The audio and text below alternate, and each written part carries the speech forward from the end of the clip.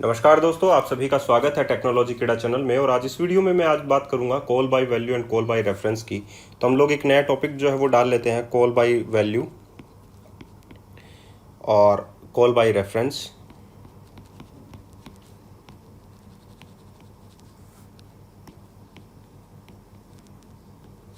Call by value और call by reference जो है वो क्या है एक्चुअली में, वो समझाना ज़्यादा ज़रूरी है। क्यों यूज़ करते हैं, सबसे पहले है वाई, और ये है क्या। ठीक है, तो कॉल बाय वैल्यू और कॉल बाय रेफरेंस दोनों ही डेटा को पास करने के तरीके हैं। फंक्शन के अंदर हम लोग बोल सकते हैं इनको, फंक्शन के अंदर डेटा को पास करने के तरीके।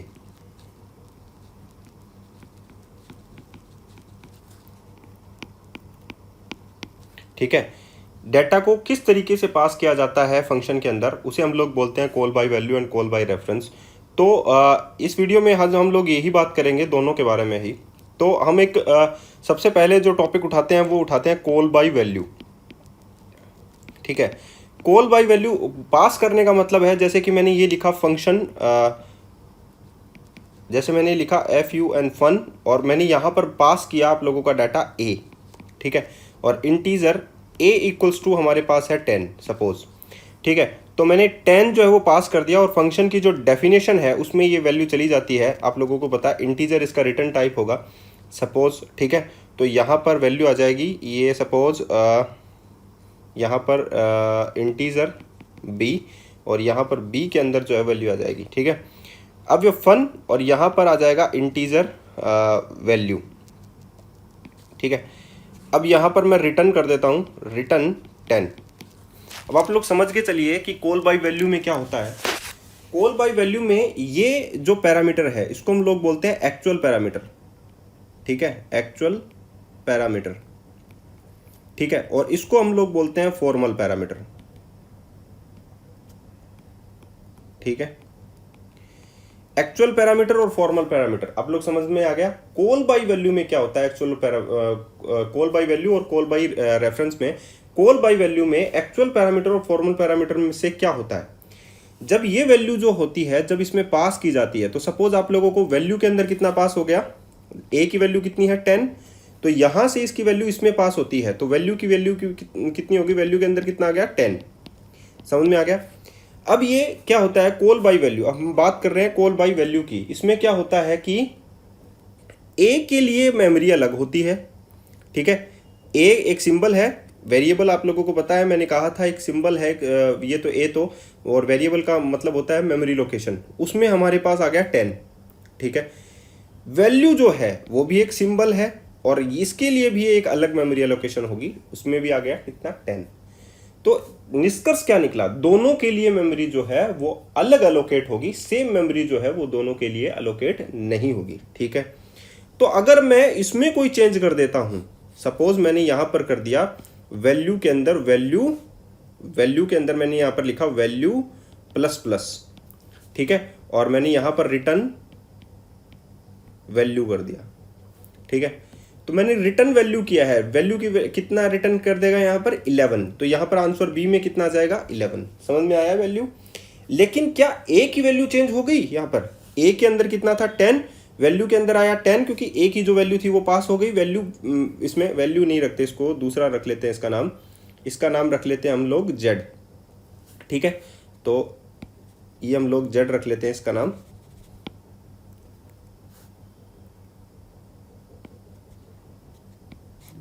ए की वैल्यू जेड में पास हो गई। ठीक है, इसको भी हम लोग चेंज कर देते हैं,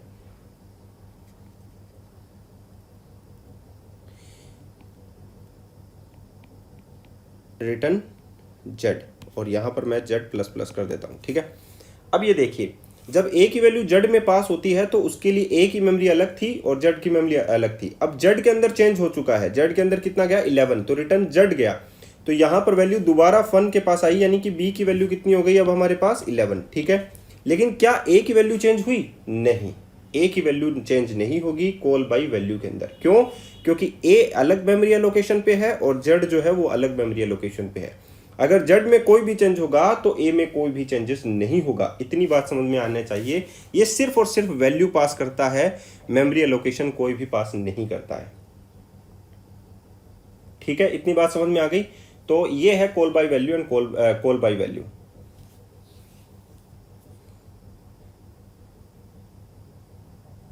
तो हम लोग क्या कह सकते हैं, हम लोग सबसे पहला पास करते हैं, सबसे पहला जो कॉल बाय वैल्यू के अंदर क्या क्या होता है वो देख लेते हैं। Call by value, actual parameter की वैल्यू, एक्चुअल पैरामीटर की वैल्यू फॉर्मल पैरामीटर में पास होती है, फॉर्मल पैरामीटर में पास होती है। ठीक है, हो गई वैल्यू, इतनी बात समझ में आ गई। लेकिन यहां पर पास तो हो गई, फॉर्मल पैरामीटर, फॉर्मल पैरामीटर में कोई भी बदलाव से, कोई भी बदलाव से एक्चुअल पैरामीटर पर कोई असर नहीं होता है।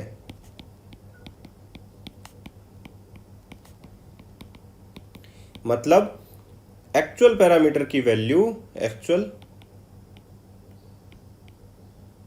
पैरामीटर की वैल्यू मॉडिफाई नहीं होती है। इतनी बात समझ में आ गई आप लोगों को कि एक्चुअल पैरामीटर की वैल्यू जो है वो चेंज नहीं होती है। तीसरी बात हम लोगों ने क्या कहा, एक्चुअल पैरामीटर और फॉर्मल पैरामीटर के लिए मेमोरी अलग एलोकेट होती है। ठीक है, एक्चुअल पैरामीटर और फॉर्मल पैरामीटर के लिए अलग मेमोरी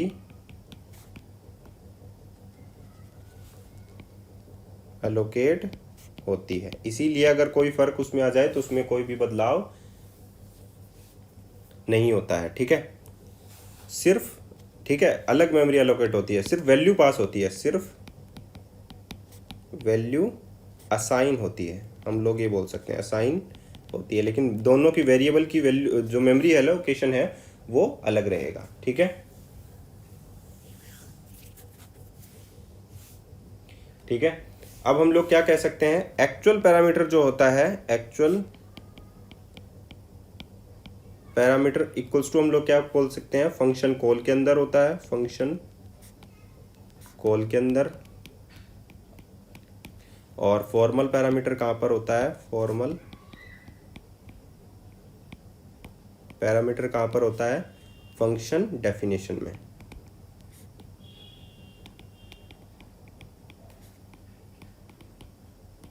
इतनी बात समझ में आ गई। तो ये है एक्चुअल पैरामीटर और फॉर्मल पैरामीटर, और ये है कॉल बाय वैल्यू। इतनी बात समझ में आ गई। और ये आप लोग एग्जांपल सेट कर सकते हैं यहाँ पर। अगर आप लोगों को एक पूरा एग्जांपल चाहिए है जिसको देखना है तो हम लोग यहाँ पर एक आप लोगों को एग्जांपल भी दे देते हैं। इंटीजर मेन, ठीक है, हम लोगों ने ये वैल्यू दी। अब हम लोग यहाँ पर करते हैं इंटीजर a इक्वल्स टू, यही कर देते हैं, a equals to 10। Okay, a equals to 10 हो गया। अब यहाँ पर हम लोग लिखते हैं फन, उसमें a की वैल्यू हम लोगों ने सेंड कर दी। ठीक है, तो यहाँ पर हम लोगों ने क्या बोला था, यहाँ पर सिर्फ फंक्शन कॉल होता है, यहाँ पर कोई भी चीज़ें नहीं दी जाती। तो यहाँ पर हम लोग उसका रिटर्न टाइप डाल देते हैं वॉइड फन, और यहाँ पर मैं डाल देता हूँ इंटीजर नो चेंज, वेरिएबल नाम दे देता हूँ उसको नो चेंज। ठीक है, अब मैं नो चेंज में वैल्यू प्लस प्लस कर देता हूँ, no change equals to no change plus 1, एक इंक्रीमेंट कर दिया। और यहाँ पर print f %d no change की वैल्यू हम लोगों ने यहाँ पर प्रिंट करवा ली। ठीक है, अब अगर हम लोग यहाँ पर नो चेंज की जो वैल्यू है वो हम लोग प्रिंट तो हम लोगों ने करवा ली है। ठीक है, तो यहाँ पर हम लोग यहाँ इस पे प्रिंट भी करवा लेते हैं a की वैल्यू भी।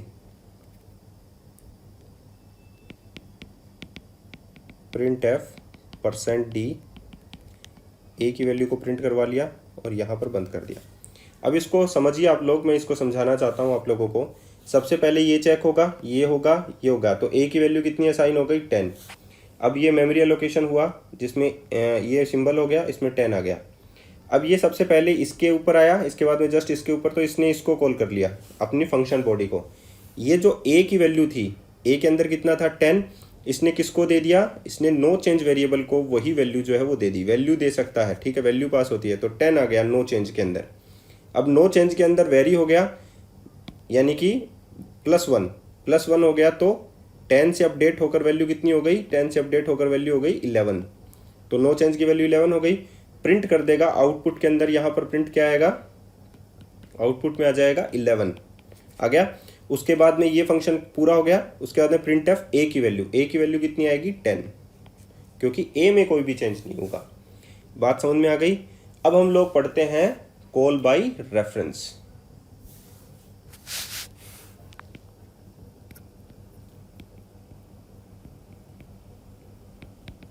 ठीक है,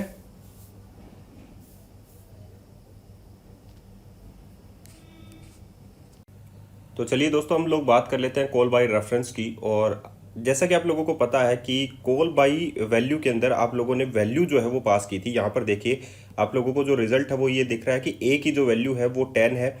ए की जो वैल्यू है उसे हम लोग एक्चुअल पैरामीटर बोलते हैं, और ये फॉर्मल पैरामीटर यानी कि नो चेंज में जैसे ही जाता है तो ये इसकी वैल्यू जाती है। 10 जो है वो यहाँ पर गया था, उसके बाद में नो चेंज जो है वो अपडेट हुआ 11 के साथ, लेकिन इस ए पर कोई भी असर देखने को नहीं मिला। ये होता है कॉल बाय वैल्यू। तो अब बात करते हैं कॉल बाय रेफरेंस की। कॉल बाय रेफरेंस में क्या होता है कि जो एड्रेस होता है वेरिएबल का वो पास होता है। ठीक है, तो हम लोग यहाँ पर पहला जो ऑप्शन है यहाँ पर डाल देते हैं।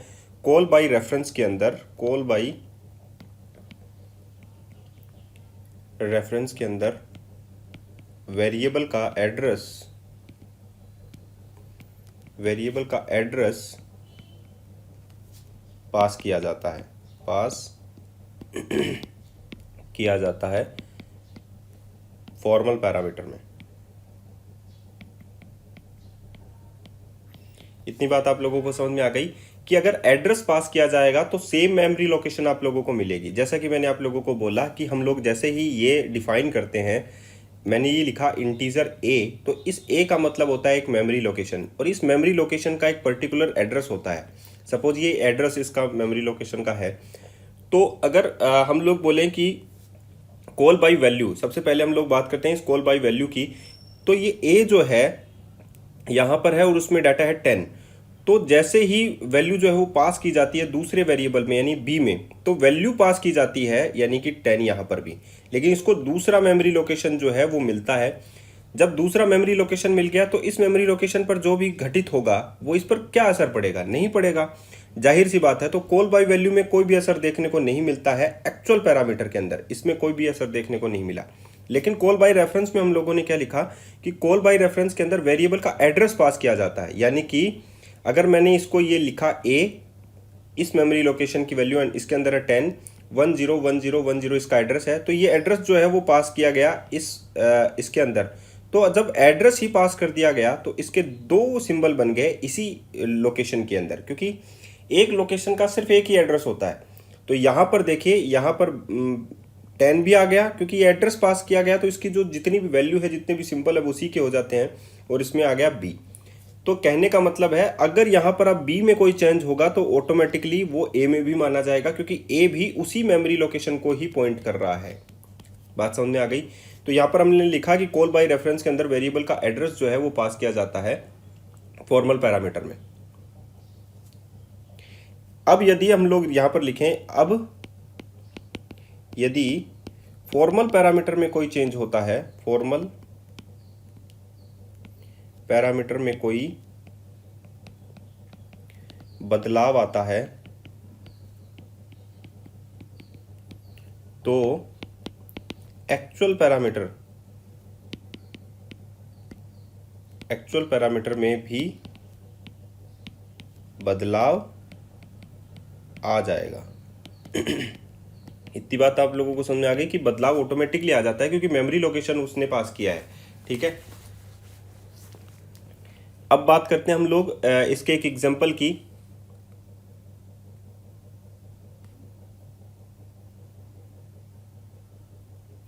अब तीसरा ये है, हम लोग अगर लिखना चाहें तो कि एड्रेस पास किया जाता है, तो हम लोग ये कहेंगे कि actual parameter, actual parameter, actual parameter और फॉर्मल पैरामीटर, फॉर्मल पैरामीटर एक ही मेमोरी लोकेशन के एड्रेस को, एक ही मेमोरी लोकेशन के एड्रेस को पॉइंट करते हैं। तो एक ही मेमोरी लोकेशन हो गया, ठीक है, दोनों के लिए अलग मेमोरी की ज़रूरत नहीं पड़ी, ठीक है। अब हम लोग एक एग्जांपल ले लेते हैं ताकि आप लोगों को समझ में आ सके इसमें लिखना भी कैसे होता है। देखिए, हम लोगों ने लिखा एग्जांपल और हम लोग यहाँ पर लिख रहे हैं इंटीजर मेन, ठीक है। हम लोगों ने लिखा इंटीजर a इक्वल्स टू 10, मैंने लिखा print f before function call, before function call a equals to %d, और यहाँ पर मैंने a की वैल्यू जो है गेट कर ली, ठीक है। अब मैं यहाँ पर एक फंक्शन कॉल करता हूँ fun के नाम से फन, और मैं आप लोगों को पता है कि जो वैल्यू है वो यहाँ पर डिक्लेयर करनी पड़ती है, तो मैंने यहाँ पर डिक्लेयर कर दिया void fun fun, और यहाँ पर जो फंक्शन का नाम है वो हम लोगों ने डिक्लेयर कर दिया है। इसमें कोई पैरामीटर हम लोगों ने पास किया गया, यस, हम लोगों ने पैरामीटर पास किया है इंटीजर a, ठीक है। अब हम लोगों ने यहाँ से फन, यहाँ पर आ गया इंटीजर, सॉरी यहाँ पर आ गया a, क्योंकि a को तो मैं डिक्लेयर कर चुका, ठीक है। यहाँ पर हम लोगों ने पास कर दिया a, ठीक है। अब यहाँ पर हम लोग लिखते हैं प्रिंट एफ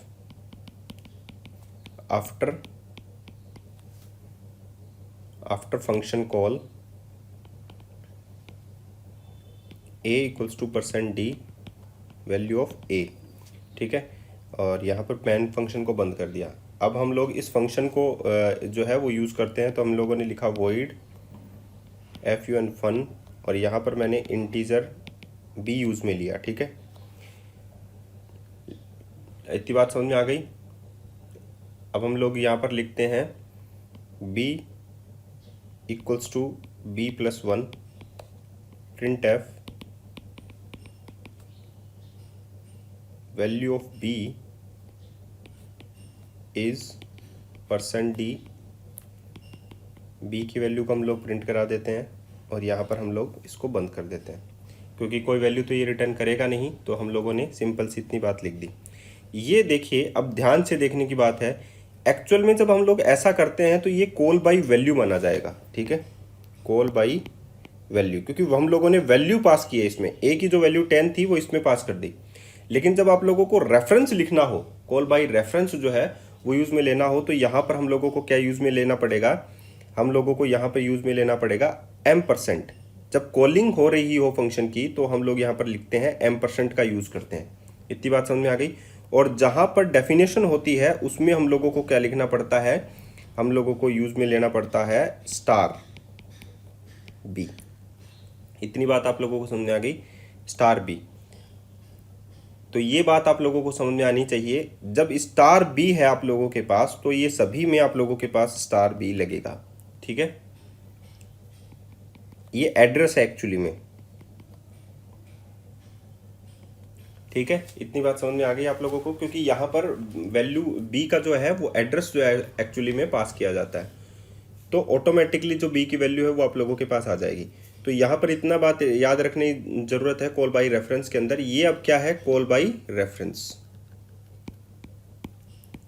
जैसा कि मैंने आप लोगों को बोला कि एड्रेस पास किया जाता है, तो कॉल बाई रेफरेंस में क्या हो गया, यहाँ पर %, यूज़ हो गया, यहाँ पर स्टार यूज़ हो गया। यहाँ पर क्योंकि एड्रेस आया है, एड्रेस आता है तो ये दो हम लोगों को ऑपरेटर यूज़ में लेने पड़ते हैं। पॉइंटर में मैं आप लोगों को ये बात क्लियर कर दूंगा। अब यहाँ पर स्टार आ गया तो इसका मतलब एड्रेस आया है, जब हम लोग स्टार यूज़ करते हैं तो उसकी वैल्यू जो है हम लोग प्रिंट कर सकते हैं। तो star b equals to star b plus 1, और बी की वैल्यू को हम लोगों ने प्रिंट करवा दिया। ठीक है, तो ये बात आप लोगों को समझ में आ गई। अब देखिए, अगर जो ए का जो एड्रेस था यहाँ पर देखिए, सपोज ये ए एक वेरिएबल है, इसका एड्रेस है 1010, इसमें हम लोगों ने 10 स्टोर किया। तो ये जब बी को असाइन होता है तो ये वैल्यू असाइन नहीं होती। बी को क्या मिला, इस बी को मिला 1010, और 1010 के ऊपर क्या स्टोर है, 10। इतनी बात आप लोगों को समझ में आ गई। अब अगर इसमें कोई भी बदलाव होता है तो 1010 के ऊपर बदलाव हो रहा है, यानी कि बी में चेंजेस हुआ 11, तो ये डायरेक्टली यहीं पर चेंज हुआ, तो इसकी ए की भी वैल्यू वही रही और बी की भी वैल्यू वही रही। ठीक है, अब हम लोग इसको आउटपुट देख लेते हैं। सबसे पहले यहाँ पर देखिए कि इंटीजर ए, इसको मैं क्लियर कर देता हूँ। अब इंटीजर ए की जो वैल्यू है यहाँ पर कितनी है, 10, तो आउटपुट क्या होगा, यहाँ पर देखिए ए की वैल्यू 10 हुई। बिफोर फंक्शन कॉल ये लिखा जाएगा, before function call a equals to 10। अब फंक्शन ए की वैल्यू पास हुई तो यहाँ पर आ गया, इसमें एड्रेस में पास हुई, बी की वैल्यू चेंज हुई, बी की वैल्यू हो गई 11। अब यह आ जाएगा यहाँ पर b, value of b is 11। ठीक है, अब यहाँ पर दोबारा से यहाँ पर जाएगा, after function call a, after function call a equals to 11, क्योंकि बी की वैल्यू चेंज हुई तो ए की भी वैल्यू चेंज हो जाएगी। लेकिन अगर हम लोग यहीं कॉल बाई वैल्यू में देखें तो ए की वैल्यू हमेशा 10 ही रहेगी, क्योंकि उसमें वैल्यू पास होती है। ठीक है, अब हम लोग इनमें डिफरेंस देख लेते हैं कि दोनों में डिफरेंस क्या है, call by value and difference. तो यहाँ पर हम लोग डिफरेंस कैलकुलेट करेंगे। तो यहाँ पर हम लोग लिख लेते हैं कॉल बाई वैल्यू, और यहाँ पर हम लोग लिख लेते हैं कॉल बाई रेफरेंस। ठीक है, कॉल बाई वैल्यू में सबसे पहले यहाँ पर होती है, इसमें क्या होता है, वेरिएबल की कॉपी होती है, वैल्यू की कॉपी पास की जाती है, वैल्यू की कॉपी पास की जाती है फॉर्मल पैरामीटर में। वैल्यू की कॉपी पास की जाती है फॉर्मल पैरामीटर में, और पास की जाती है फॉर्मल पैरामीटर में। ठीक है, दूसरा ये इसमें कॉल बाय रेफरेंस में क्या होता है, एड्रेस पास किया जाता है, एड्रेस पास किया जाता है। पहला आ गया,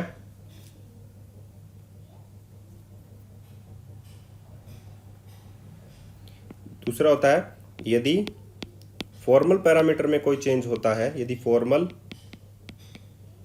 पैरामीटर में कोई बदलाव होता है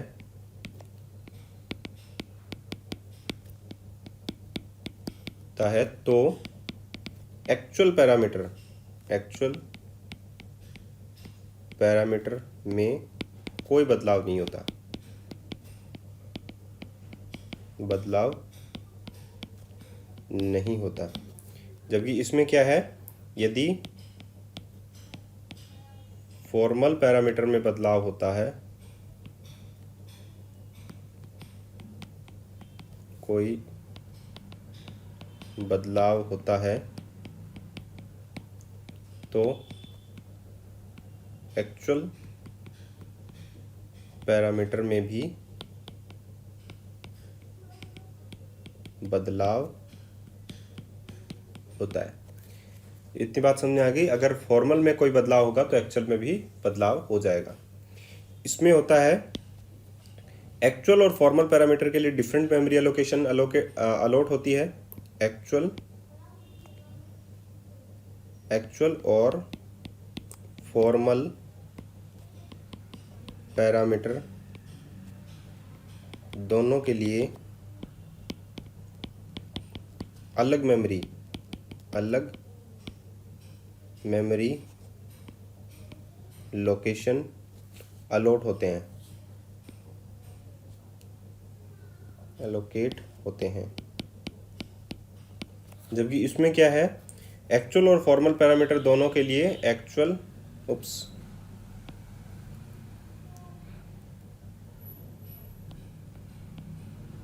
एक्चुअल और फॉर्मल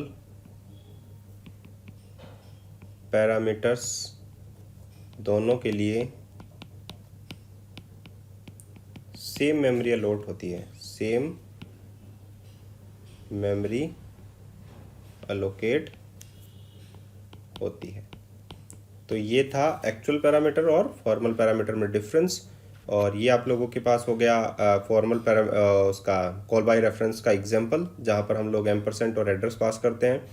एक कॉल बाय रेफरेंस को आप लोग पढ़ सकते हैं, और ये था कॉल बाय वैल्यू। तो आई थिंक आप लोगों को समझ में आई होगी सारी वैल्यू की सारी बातें कॉल बाय रेफरेंस और कॉल बाय वैल्यू के बारे में।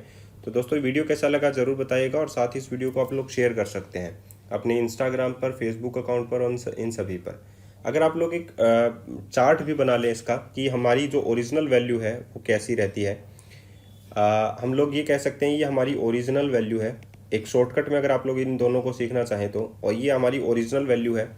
और जब हम लोगों को फंक्शन कॉल किया जाता है तो हम लोग यहाँ पर लिखते हैं कि कौन सा मॉडिफाई होगा, मॉडिफाइड यस, मॉडिफाइड होगा यस। इसका मतलब ये कौन सा है, call by reference, call by reference, क्योंकि इसमें चेंज होता है एक्चुअल पैरामीटर के अंदर, और इसमें कोई भी चेंज नहीं होता क्योंकि इसमें दो मेमोरी लोकेशन बनते हैं, कॉल बाय वैल्यू, और इसमें कोई भी चेंज नहीं होता। तो प्लीज़ इस वीडियो को ज़्यादा से ज़्यादा आप लोग शेयर कीजिए, और मैं ये कहूँगा कि आप लोग अपने व्हाट्सएप पे और इस चैनल को ज़रूर सब्सक्राइब कर लें, क्योंकि ये चैनल आप लोगों के लिए बहुत ज़्यादा काम का है। अगर आप लोग सीखना चाहते हैं, कंप्यूटर टेक्नोलॉजी सीखना चाहते हैं, कंप्यूटर को कैसे हैंडल करते हैं, कैसे प्रोजेक्ट्स बनाते हैं, वगैरह वगैरह सभी बातें सीखना चाहते हैं, तो इस चैनल को ज़रूर सब्सक्राइब करें। धन्यवाद।